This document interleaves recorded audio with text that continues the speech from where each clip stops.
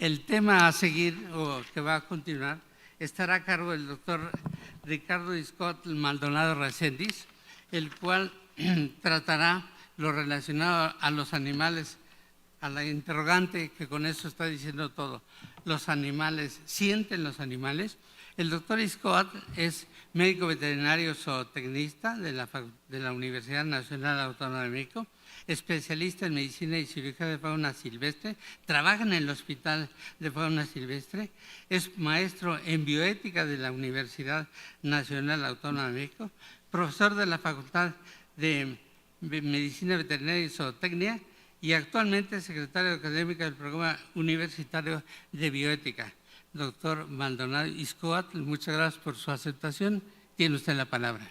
Muchísimas gracias por la invitación, doctor Argüero. Con su permiso, señor presidente. Muchas gracias por la invitación a todos y, por supuesto, para dar continuidad a este simposio con respecto al uso de animales no humanos en la formación de pregrado en la Facultad de Medicina, uno de los cuestionamientos más importantes, por supuesto, que nos hacemos con respecto a nuestras relaciones con los otros animales, pues es esta capacidad de la sintiencia de la cual hoy hablamos con respecto a ellos. Y esto ha sido porque, pues históricamente, por supuesto, el humano ha utilizado al resto de los animales para la satisfacción de sus necesidades o de sus diversiones, sin preocuparnos, por supuesto, en muchas de estas ocasiones, sobre su bienestar o inclusive sobre el sufrimiento al cual son sometidos estos otros seres en función de satisfacer nuestras necesidades primarias o secundarias. En muchas de las ocasiones, las pocas posiciones de consideración hacia el resto de los animales en realidad van en sentido de función de los intereses de los humanos.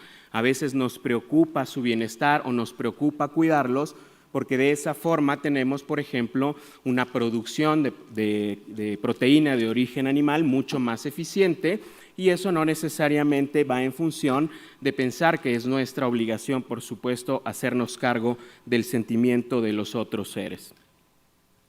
Gran parte de las ideas que han contribuido, por supuesto, sin el objetivo de ser exhaustivo con ellas, pero que han contribuido a esta posición muchas veces de violencia hacia el resto de las especies, está descrita justo por el pensamiento de René Descartes, en donde en su texto El discurso del método describe a los animales como simplemente máquinas que se mueven y funcionan gracias únicamente a la disposición de sus órganos y sin la participación de ningún otro principio vital que su propia regularidad mecánica. Descartes decía que se distinguen del hombre porque carecen absolutamente de alma racional, no hablan, no piensan como los hombres, por lo tanto no tienen alma y por lo tanto no sienten. Él los describía como máquinas irracionales, como autómatas o brutos. Eso, por supuesto, siembra una idea en la sociedad con respecto a esta nula capacidad sintiente del resto de los animales y por lo tanto el poder abusar de ellos, ya que no eran capaces de sufrir. Sin embargo, por supuesto, más adelante, con el desarrollo de las teorías evolutivas y de la continuidad de la vida de parte del pensamiento lamarckiano y del pensamiento de Darwin, empieza poco a poco a borrarse esta dicotomía o esta separación entre lo humano y lo animal. Y lo que empieza a persistir en el pensamiento, por supuesto, es la falsedad de ella y entonces la pertenencia del ser humano como una especie más dentro de esta continuidad biológica evolutiva dentro del resto de los grupos de los animales. Así, Hans Jonas, por ejemplo, decía que la teoría de la evolución elimina cualquier vestigio de la diferencia entre naturaleza y ser humano. La biología ha demostrado que no hay interrupción en la gran cadena de seres animales y hoy para los científicos, en realidad, las diferencias entre el ser humano y el resto de las formas de vida son más bien en cuanto al grado de complejidad en lugar de simplemente la presencia o ausencia de algunas capacidades. Así, cuando nosotros hablamos de capacidad sintiente, por supuesto, tenemos que referirnos a la capacidad de percepción del dolor en el resto de los vertebrados no humanos. Y tenemos diversos criterios para poder pensar que esta capacidad sintiente existe de forma transversal en muchos, más bien en todos los vertebrados e inclusive hoy en día en algunas otras formas de vida. Por ejemplo, tenemos semejanzas morfofuncionales, hay por supuesto continuidad anatómica y fisiológica entre las especies y mientras más cercana seamos biológicamente hablando, entonces las semejanzas morfofuncionales son mayores con respecto al ser humano. Esto quiere decir que los primates homínidos, por supuesto, son mucho más cercanos al humano que probablemente un cocodriliano o inclusive, por supuesto, que una mariposa. Sin embargo, esto no quiere decir que estas otras dos especies que he usado de ejemplo no tengan esta capacidad sintiente. Asimismo, se ha demostrado también la presencia de mediadores químicos, tanto excitadores como inhibidores, precursores de los procesos inflamatorios y de los procesos involucrados en las vías de percepción del dolor que existen en el resto de los vertebrados no humanos. De la misma forma, un animal no humano que está cursando con un proceso doloroso también tiene manifestaciones bioquímicas o manifestaciones fisiológicas, como el aumento de su frecuencia cardíaca, el aumento de la presión arterial, la sudoración, la concentración de la orina, que son manifestaciones que responden, por supuesto, a la liberación de catecolaminas, encefalinas y vasopresinas, de la misma forma que se generan en las manifestaciones que generan dolor en los humanos. Asimismo, la respuesta a los analgésicos que generan, por supuesto, una sensación de alivio del dolor en los humanos, se ha visto también presente en el resto de los vertebrados no humanos. Tal así que sus células tienen receptores membranales para poder, por supuesto, acoplarse a este tipo de moléculas que, una vez que son administradas, generan esta analgesia en los humanos. Y de la misma forma, pues podemos ver cambios de comportamiento tal y como lo vemos en los animales no humanos. Cuando nosotros le preguntamos a un humano que está junto a nosotros si tiene dolor, probablemente es porque estamos percibiendo algunos cambios conductuales en la gesticulación, en la posición, que nos hace pensar o sospechar que tiene dolor. Estos mismos cambios han podido ser identificados en las otras formas de vida vertebrada y que por supuesto nos hacen sospechar que estos animales también padecen este dolor.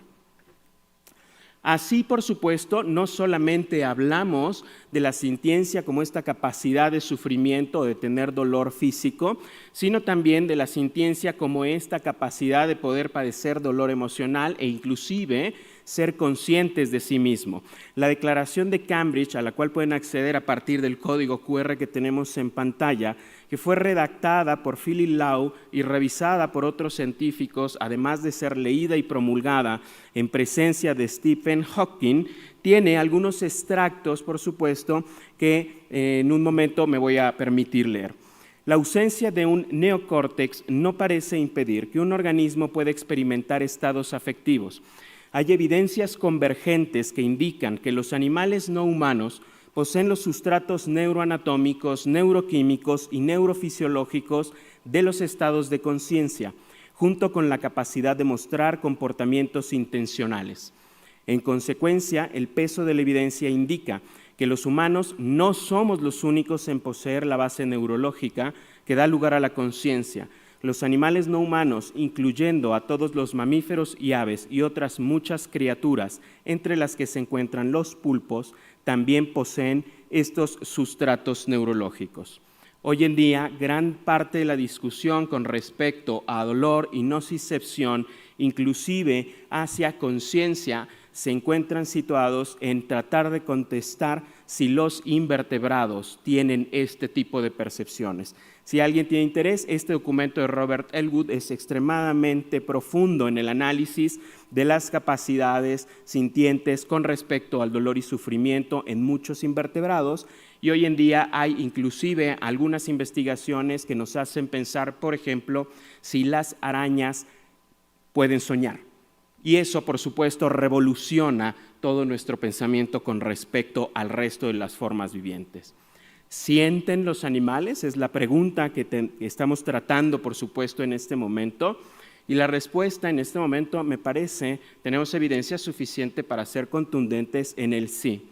Sí sienten dolor, pero también padecen emocionalmente, tienen sufrimiento asociado o no asociado a dolor. Hemos demostrado la presencia de las emociones que el mismo Darwin describía en este documento como miedo, enojo, tristeza, sorpresa, alegría y desagrado, de una forma en la cual podemos, por supuesto, homologarlas a aquellas que describimos de una forma precisa en el caso de los humanos.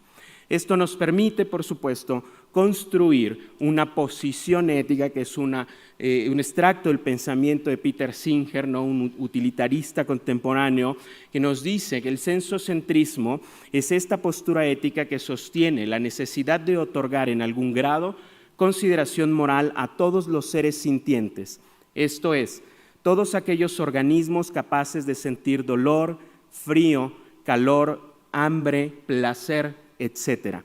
Se trata, pues, de una cosmovisión que pretende conferir derechos, sobre todo de tipo negativo, evitarles el sufrimiento, el dolor y el malestar a todos los seres vivos sintientes, categoría que englobaría a la inmensa mayoría de los animales, incluyendo a los humanos. La respuesta hacia el cuestionamiento de los animales sienten definitivamente sí. Esta posición que ahora tenemos de consideración hacia el otro, sin importar la forma biológica del otro, nos hace que sea parte de nuestra obligación evitar el sufrimiento de todos aquellos seres que tienen esta capacidad de sufrir. Muchísimas gracias.